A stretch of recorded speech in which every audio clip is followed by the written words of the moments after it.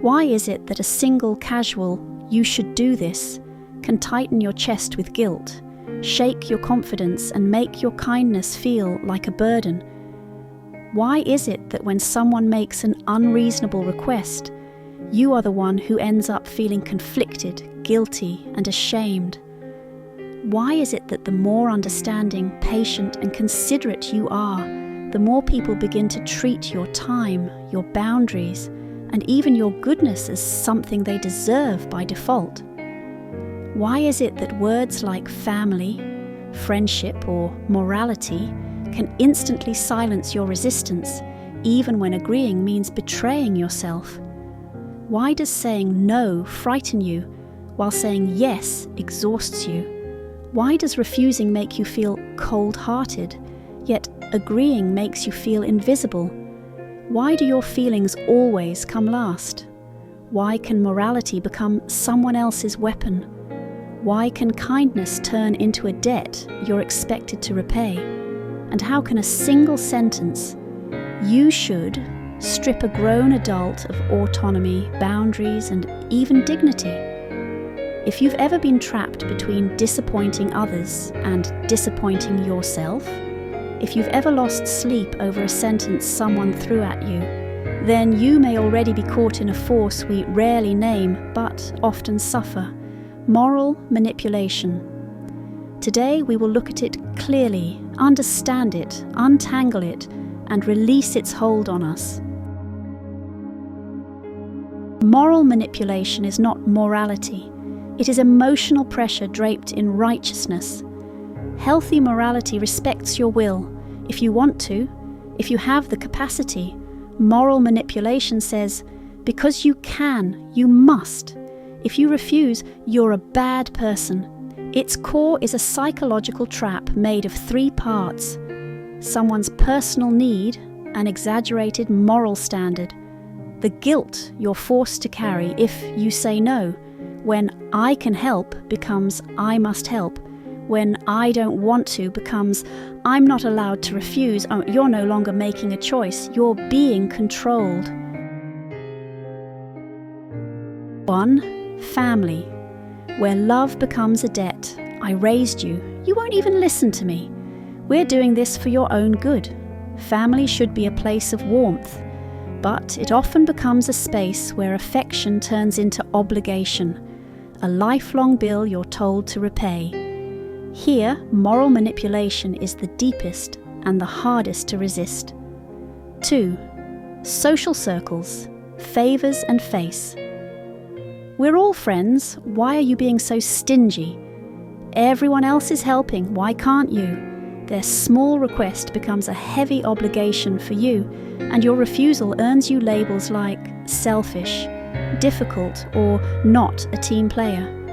3. Workplaces, exploitation disguised as commitment.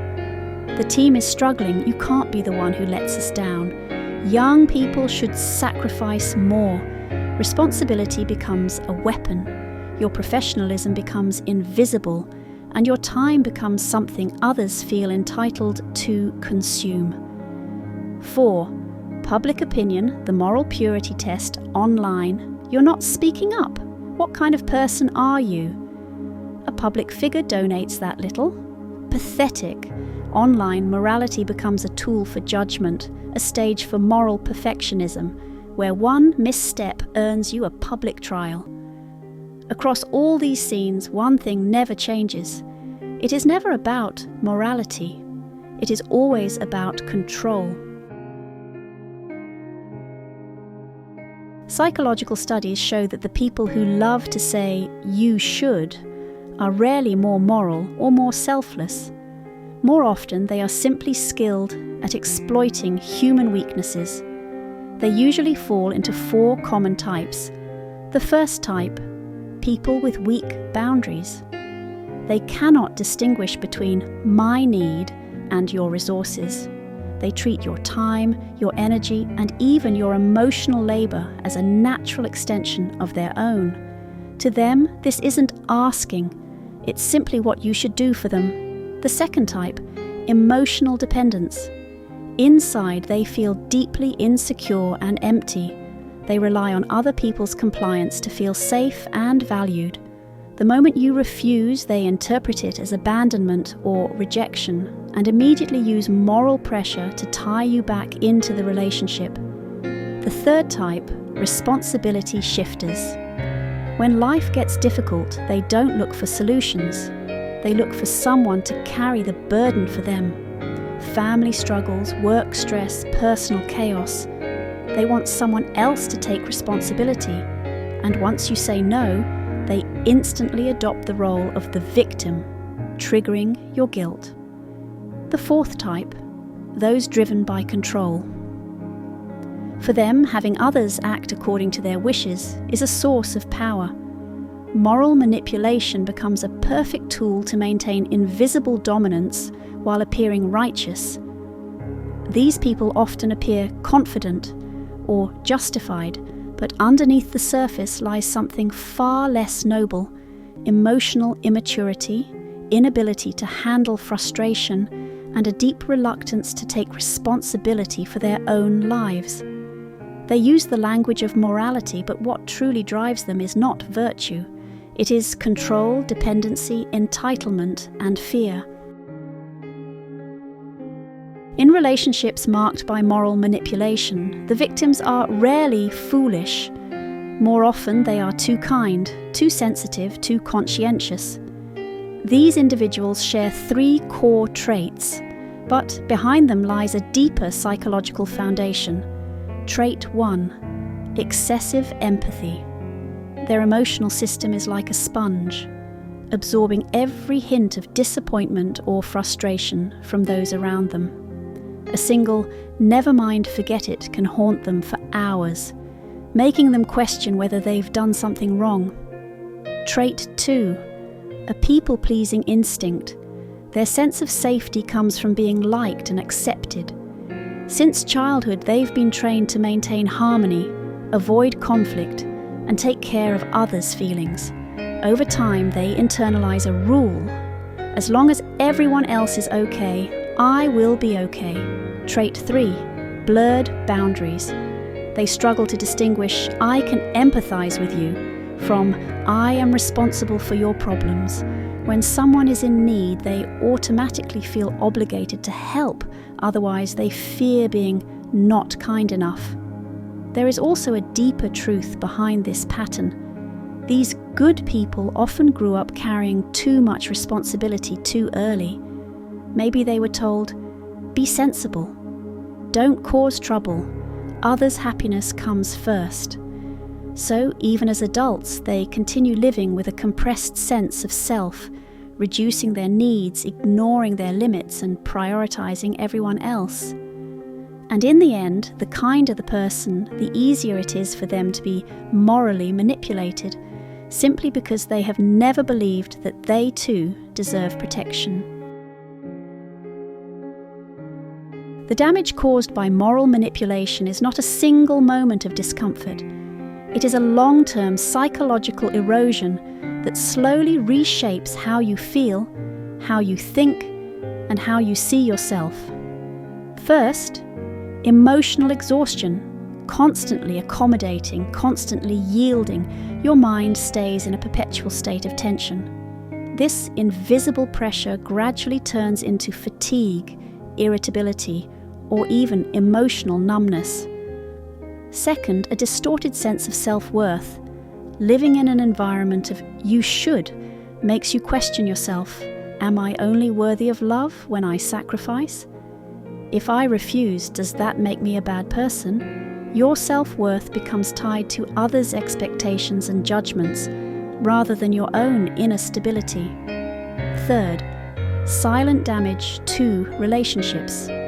Outwardly, things may appear peaceful, but beneath the surface, the relationship is rotting.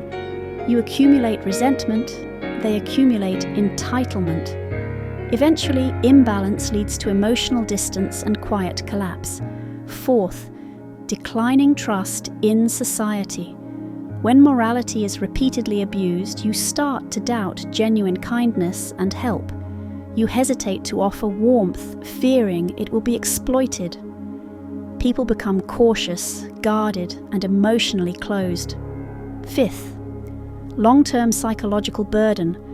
Research shows that living a life dominated by others' expectations can lead to anxiety, depression, sleep disturbances, and even physical symptoms like fatigue and weakened immunity.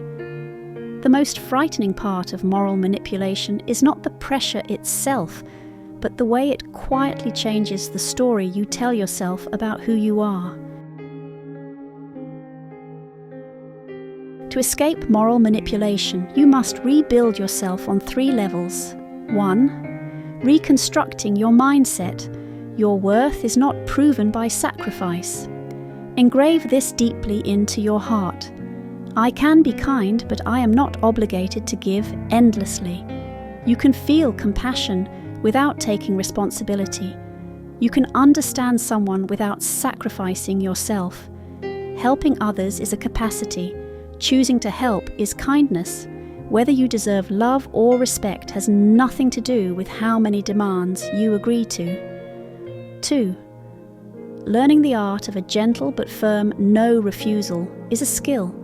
It doesn't require harshness. It requires clarity.